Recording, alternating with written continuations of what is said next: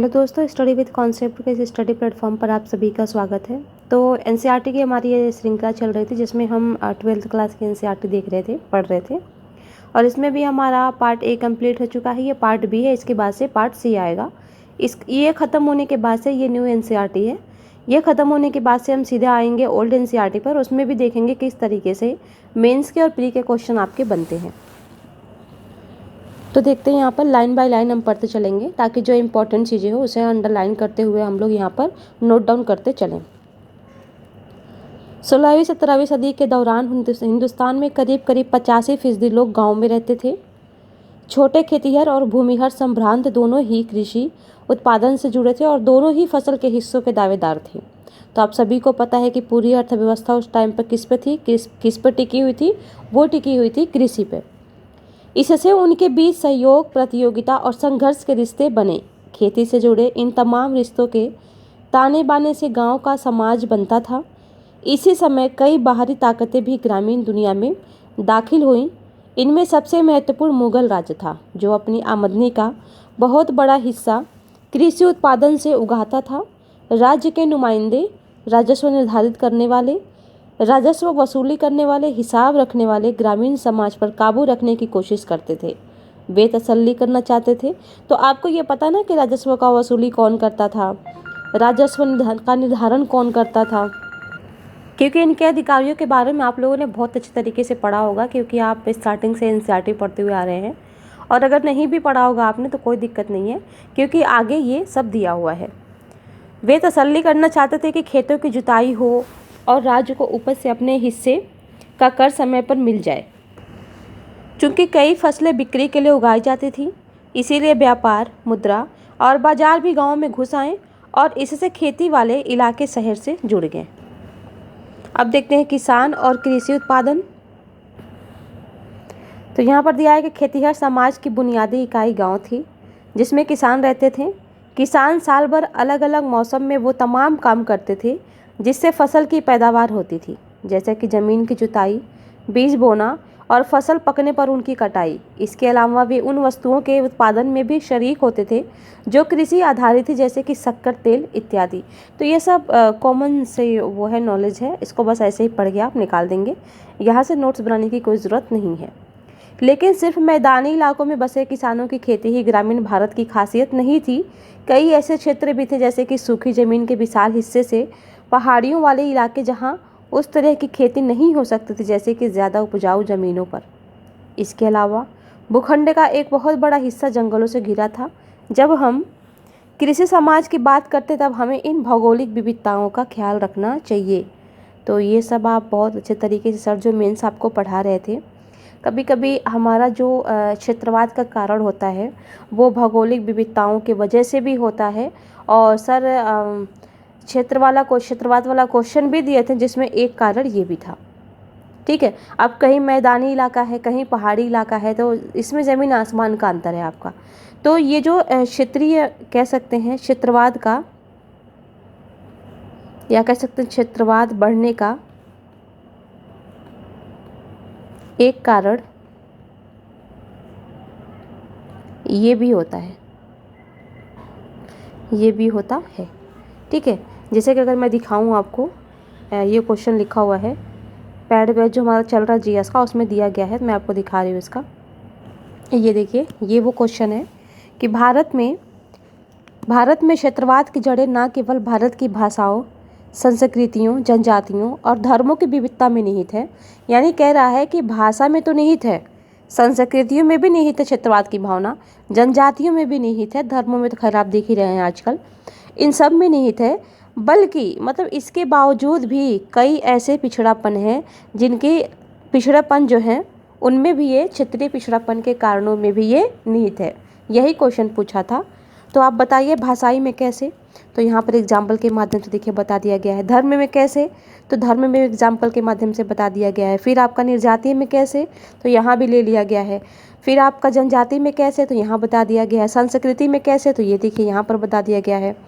फिर आर्थिक पिछड़ापन, या तो यहाँ पर आर्थिक पिछड़ापन डालिए या फिर यहाँ पर भौगोलिक विविधता डालिए, क्योंकि आप सभी को पता है कि ये झारखंड से बिहार का जो अलगाव है ये भौगोलिक विविधता के कारण ही हुआ है, तो इसमें ये एग्जाम्पल डाल सकते हैं।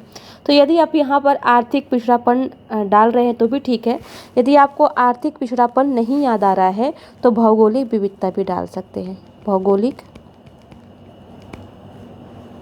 विविधता,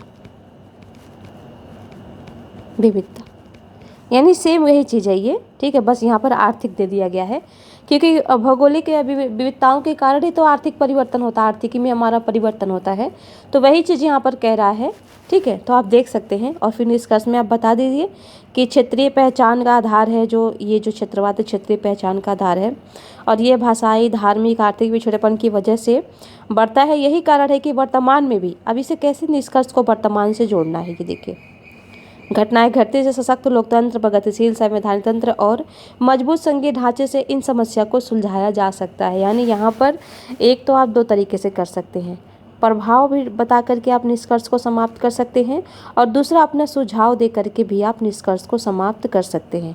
तो यहाँ पर दोनों चीज़ें लिया गया है, या दोनों आप मिक्स करके भी दे सकते हैं, ऐड करके भी दे सकते हैं। तो निष्कर्ष आप कई तरीके से दे सकते हैं, बशर्ते ये सारी चीज़ें तब भी आपकी डेवलप होगी जब आप कंटिन्यू आंसर राइटिंग करेंगे।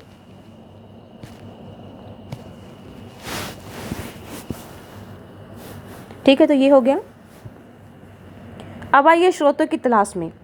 चूँकि किसान अपने बारे में खुद नहीं लिखा करते थे, इसीलिए ग्रामीण समाज के क्रियाकलापों की जानकारी हमें उन लोगों से नहीं मिलती जो खेतों में काम करते थे।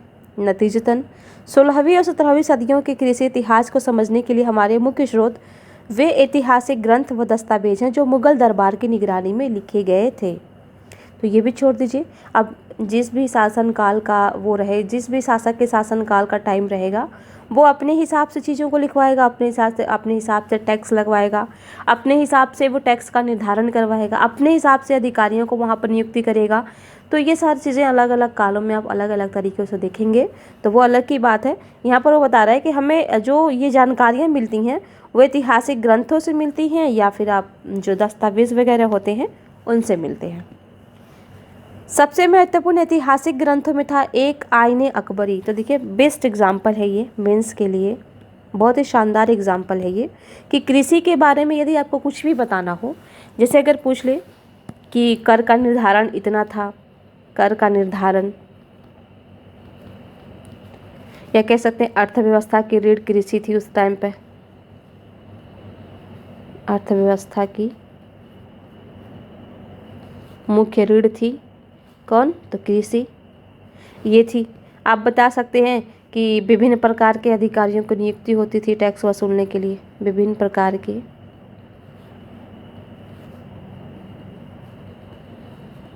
अधिकारियों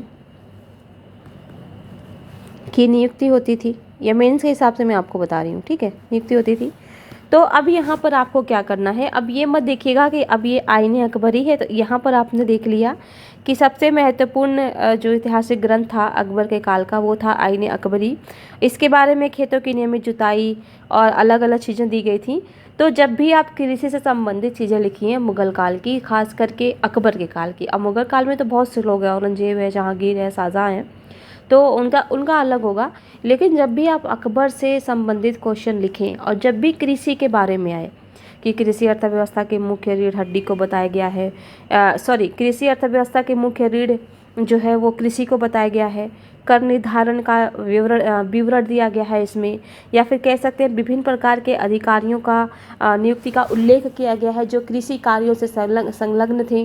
तो जो भी जिस तरीके से चीज़ें यहाँ पर आप लिखें वहाँ पर सीधे आप डालिएगा उदाहरण, उदाहरण आईने अकबरी, आईने अकबरी में उल्लेख। बस इतना ही आपको लिखना है। अब कहाँ पर दिया है, किस अध्याय में दिया है, किस चैप्टर में दिया है, या ये कृषि से संबंधित भले ये चीज़ें ना हो कि रीढ़ की हड्डी मानी, सॉरी बार बार मैं रीढ़ की हड्डी बोल रही हूँ, ठीक है, और रीढ़ मानी जाती थी कृषि। आज मैंने बायो पढ़ा है तो वही घूम रहा दिमाग में, ठीक है। तो ये जो कृषि था, कृषि अर्थव्यवस्था जो थी वो ये मानी जाती थी, मुख्य रीढ़ मानी जाती थी। तो थोड़ा सा ध्यान में रखेंगे कि कृषि का ये रीढ़ था। और उसके बाद से जो भी चीज़ें आई यहाँ पे, नियुक्ति से संबंधित चीज़ें आ रही हैं, कर निर्धारण से आ रहा है, या फिर कह रहा है कि इतना इतना टैक्स वसूलते थे, अकबर इतना अपने राजस्व में कलेक्ट करवाता था, तो बोलिए हाँ सब सही है। और इसका विवरण जो है वो आईन अकबरी में दिया गया है, क्योंकि आईन अकबरी अब ऐसा तो है ही नहीं कि इतना पतला किताब होगा, या आईन अकबरी में केवल जुताई मड़ाई निराई यही सब दिया होगा। बहुत सारी चीज़ें होंगी उसमें, जब कृषि से ही है तो बहुत सारी चीज़ें होंगी। तो यही होता है एक अच्छा आंसर लिखना, और यही इसी को कहते हैं स्मार्टनेस। स्मार्ट मतलब स्मार्ट किस तरीके से आपको बनना है, वो चीज़ें यहीं से तय होती है, कि आपको कहीं लिखा हुआ नहीं मिलेगा ये सारा शब्द। अब आप मतलब याद कीजिए, कीवर्ड्स को याद कीजिए कि हाँ अगर उस टाइम पे कृषि अर्थव्यवस्था ही सब कुछ था, तो जाहिर सी बात है कृषि अर्थव्यवस्था का इन्हें एक बड़ी में बढ़िया से उल्लेख किया गया होगा। तो वहाँ पर सीधे ये एग्जाम्पल ला करके आप वहाँ पर डाल दीजिए, यानी स्मार्टनेस दिखाइए। ठीक है, तब यहाँ पर आते हैं, कह रहा है कि एक था आईन अकबरी, जिसे अकबर के दरबारी इतिहासकार अबुल फजल ने लिखा था। तो ये कई बार क्वेश्चन पूछा गया है पीसीएस में कि आईन अकबरी के जो लेखक थे वो कौन थे, वो थे अबुल फजल। खेतों की नियमित जुताई की तसल्ली करने के लिए, राज्य के नुमाइंदों द्वारा करों की उगाही के लिए, और राज्य व ग्रामीण सत्तापोशी यानी कि जमींदारों के बीच के रिश्ते के नियमन के लिए जो इंतजाम राज्य ने किए थे, उनका लेखा जोखा इस ग्रंथ में बड़ी सावधानी से पेश किया गया है। यानी ये जो आईन अकबरी है, ये केवल एकमात्र कृषि से ही संबंधित चीज़ें इसमें नहीं दी गई हैं, अकबर के शासन काल से भी संबंधित चीज़ें इसमें लिखी गई होंगी। जाहिर सी बात है, क्योंकि कई खंड हैं इसके। ठीक है, तो ये चीज़ें आप ध्यान दीजिएगा कि जो अकबर का जो शासनकाल था उसमें आईन अकबरी का बहुत ही बड़ा योगदान है, समझने के लिए आईन अकबरी के माध्यम से कि अकबर का शासन किस तरीके से था, संस्कृति कैसी थी, ये सारी चीज़ें आपको यहाँ पर देखने को मिल जाएंगी। आईने का मुख्य उद्देश्य अकबर के साम्राज्य का एक ऐसा खाका पेश करना था जहां एक मजबूत सत्ताधारी वर्ग सामाजिक मेल जोल बनाकर रखता था। अब देखिए कितना बढ़िया यहाँ पर दे दिया। अब देखिए मैं यही आपको बता रही थी ऊपर कि आईन अकबरी में केवल ये नहीं है कि कृषि से संबंधित चीज़ें दे, साम्राज्य से भी संबंधित चीज़ें देगा। ठीक है, तो यहाँ पर कह रहा है कि जो सत्ताधारी वर्ग था वो सामाजिक मेल जोल कैसे बना करके रखता था, इसके बारे में भी इसमें विवरण दिया गया है। आईन के लेखक के मुताबिक मुगल राज्य के खिलाफ कोई बगावत या किसी भी किस्म की स्वायत्त सत्ता की दावेदारी का असफल होना पहले ही तय था। दूसरे शब्दों में यदि हम इसको समझें तो कह रहा है कि किसानों के बारे में जो कुछ हमें आईने से पता चलता है वह सत्ता के ऊंचे गलियारों का नज़रिया है। फिर कह रहा है कि खुशकिस्मती से आईन की जानकारी के साथ साथ हम उन स्रोतों का भी इस्तेमाल कर सकते हैं जो मुगलों की राजधानी से दूर के इलाकों में लिखे गए थे। यानी जो दूर के इलाकों में लिखे गए थे ना जो चीज़ें, वह उसकी भी जानकारी इस आईन अकबरी में मिलती है, वही कह रहा है ये। इनमें 17वीं व 18वीं शताब्दी के गुजरात, महाराष्ट्र और राजस्थान से मिलने वाले वे दस्तावेज शामिल हैं जो सरकार की आमदनी की विस्तृत जानकारी देते हैं। इसके अलावा ईस्ट इंडिया कंपनी के बहुत सारे दस्तावेज भी हैं जो पूर्वी भारत में कृषि संबंधों का उपयोगी खाका पेश करते हैं। ये सभी स्रोत किसानों, जमींदारों और राज्य के बीच तने झगड़ों को दर्ज करते हैं। लगे हाथ ये स्रोत यह समझने में हमारी मदद करते हैं कि किसान राज्य को किस नज़रिए से देखते थे और राज्य से उन्हें कैसे न्याय की उम्मीद थी। ये सब चीज़ें हम आगे पढ़ेंगे, इसे छोड़ दीजिएगा, कुछ नहीं है। किसान और उनकी ज़मीन। मुगल काल के भारतीय फारसी स्रोत किसान के लिए आमतौर पर रैयत या मुजरियान शब्द का इस्तेमाल करते थे। तो ये आपके लिए मोस्ट इम्पॉर्टेंट है। मुजरियान का संबंध किससे है आपसे पूछ लेगा। तो ये जो मुजरियान का संबंध है ये किसान से है। रैयत तो आप सभी को पता है, ब्रिटिश किसानों को रैयत बोलते थे, रैयत का मतलब किसान होता है। लेकिन यहाँ पर मुगल काल में मुजरियान का भी मतलब क्या होता है, किसान ही होता है। तो इसे आप यहाँ पर नोट डाउन कर लेंगे। यहीं पर मैं भी लिख देती हूँ, यहाँ पर मुजरियान मतलब किसान। ठीक है, इतना ही आपको वहाँ पर लिखना है, क्योंकि आपको पता ही है केवल एक सही केवल दो सही अब इस तरीके से क्वेश्चन दे रहा है यूपीएससी में। तो ये सब चीज़ें बहुत ही ज़रूरी हो जाती हैं और शब्दावली तो हर साल आपका उठ के आता ही आता है। तो ये आपका वोकअप है, यानी शब्दावली। तो ये इम्पॉर्टेंट है। दो किस्म के किसानों की चर्चा करते हैं, यानी यहाँ पर कह रहा है साथ ही हमें किसान या आसामी शब्द जैसे शब्द भी मिलते हैं। साथ ही हमें किसान या आसामी जैसे शब्द भी मिलते हैं। 17वीं सदी के स्रोत दो किस्म के किसानों की चर्चा करते हैं, खुदकाश्त व पाही काश्त। तो ये देखिए, खुदकाश्त और पाही काश्त हम लोगों ने बहुत ही पहले पढ़ लिया था। खुदकाश्त क्या होता है, पाही काश्त क्या होता है, मैंने किसी एनसीईआरटी में इसको कमेंट सेक्शन में भी बताया है। किसी बच्चे ने पूछा था कि खुदकाश्त का मतलब क्या होता है, तो वो मैंने बहुत अच्छे तरीके से वहाँ भी बताया। हालांकि उस पीडीएफ में भी मैंने बताया है एनसीईआरटी की। देखिए वो चीज़ यहाँ भी आ गया। ये पाही काश्त और खुदकाश्त क्या होता है उसे देखिए। पहले किस्म के किसान वे थे जो उन्हीं गांव में रहते थे जिनमें उनकी ज़मीन थी। अब देखिए कितना बढ़िया, यानी जो खुद काश्त होते थे, यानी खुद ही के गांव में रहकर, खुद ही की मातृभूमि पर रह करके, खुद ही की जन्मभूमि पर रह करके ये क्या करते थे, खेती करते थे। इन्हें कहते थे खुद काश्त। तो ये बहुत ही बढ़िया स्टेटमेंट है। ये आपका यूपीएससी में आराम से स्टेटमेंट दे देगा चेंज करके। दूसरे पाही काश्त वे खेतीहर थे जो दूसरे गाँव से ठेके पर खेती करने आते थे। अब देखिए, अब यदि मैं यहाँ पर बात करूँ क्वेश्चन बनाने का, तो क्वेश्चन आपका इस तरीके से बनेगा। यहाँ पर मैं बना देती हूँ, कह देगा कि निम्नलिखित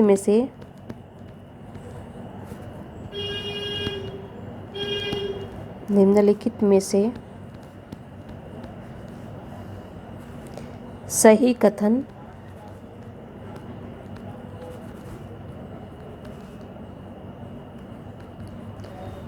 चुनाव कीजिए।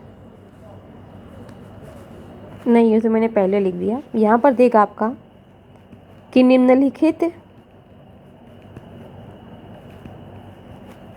कथनों पर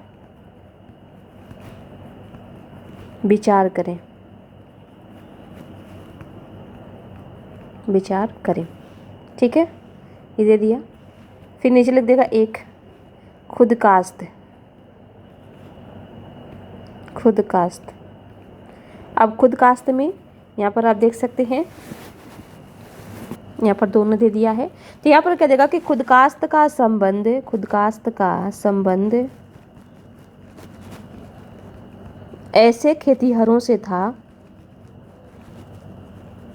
ऐसे खेतीहरों से था जो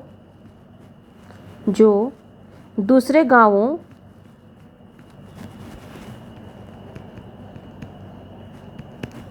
में ठेके पर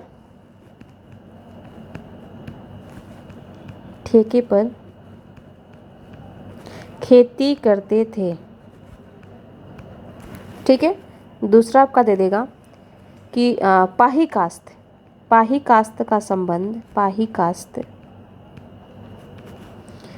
काश्त का संबंध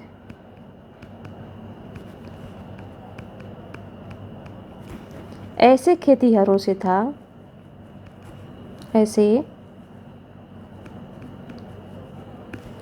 खेतीहरों से था जो उन्हीं गांव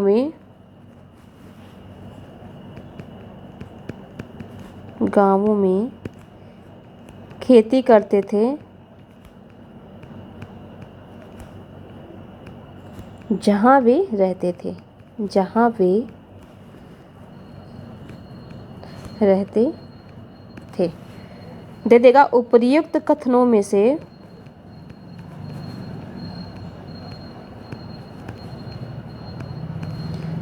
सत्य कथन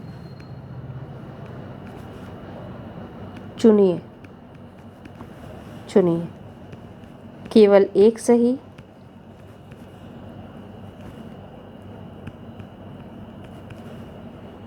दूसरा केवल दो सही,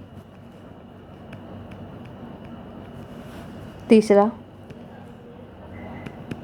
दोनों सही, चौथा उपर्युक्त में से कोई नहीं, या कह सकते दोनों गलत, कोई नहीं, ना तो एक ना तो दो।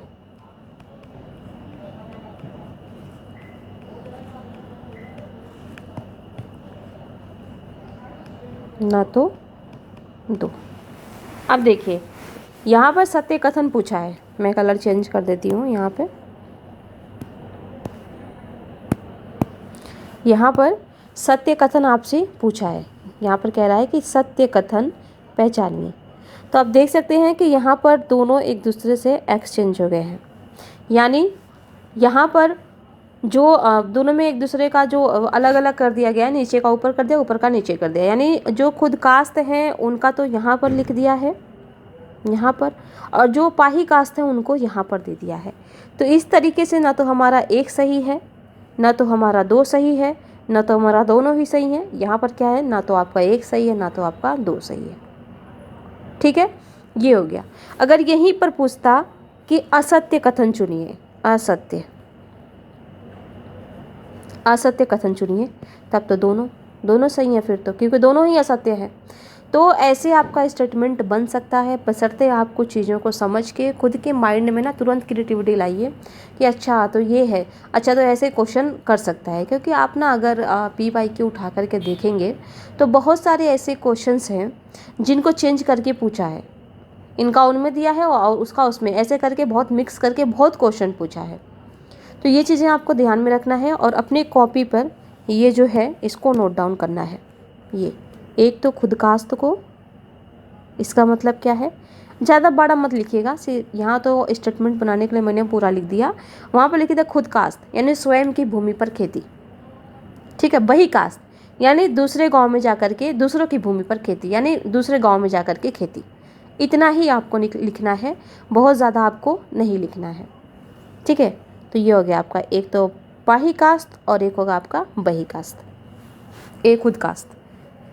अब आइए आगे देखते हैं। लोग अपनी मर्जी से भी पाही कास्ट बनते थे, मसलन अगर करो की शर्तें किसी दूसरे गांव में बेहतर मिले। अब ये चीज़ आ गई हमारी इकोनॉमी वाली टर्मिनोलॉजी। तो उसमें क्या होता है ना कि जिस भी बैंक में हम अपना पूंजी जमा करते हैं वो बैंक हमें ज़्यादा ब्याज देता है, बढ़िया ब्याज देता है, तो हम जाहिर सी बात है वहीं जा कर के करेंगे। तो हमारी इच्छा पर निर्भर है। अगर SBI है और एक IPB है या POSB है, जैसे कि गवर्नमेंट का है, तो दोनों ही गवर्नमेंट का है, लेकिन मान लीजिए कि SBI से ज़्यादा बेनिफिट मुझे मिल रहा है उसमें POSB में, ठीक है, इंडिया पोस्टल वाले में, IPB में। तो आप क्या करेंगे कि यहाँ पर SBI में ना करके आप सीधा कहाँ जाएंगे, पोस्टल वाले में, क्योंकि वहाँ ब्याज आपको बढ़िया मिल रहा है। तो वही चीज़ यहाँ पर कह रहा है कि जो पही कास्ट होते थे, इन पे बाध्य नहीं होता था कि आप दूसरे के गांव में जा कर के ही मतलब दूसरे के भूमि पर जा कर के ही खेती कीजिए, ऐसा नहीं है। ये खुद की मर्जी से भी जाते थे, बस इनको अब बढ़िया मतलब वहाँ पर जहाँ भी ये जा रहे हैं वहाँ पर कर बढ़िया मिले या करों की शर्तें किसी दूसरे गाँव में बेहतर मिले, तो ये वहाँ जा कर के काम कर सकते हैं। यानी जैसे कि यहाँ पर कर दिया है, आप मजदूरी लगा लीजिए। अब गांव में कोई किसान है, वो मजदूरी क्यों नहीं करना चाहता? गांव में बहुत से ऐसे लोग हैं जो विदेशों में जाते हैं, नोएडा में आते हैं, कितने तो पंजाब में जाते हैं काम करने के लिए, क्योंकि उनको वहाँ पर अच्छी मजदूरी मिलती है। तो सेम चीज़ यहाँ पर वही है कि यदि उनको अच्छे कर मिल रहे हैं, अच्छी मजदूरी मिल रही है, तो जो पाही कास्ट होते थे वह स्वयं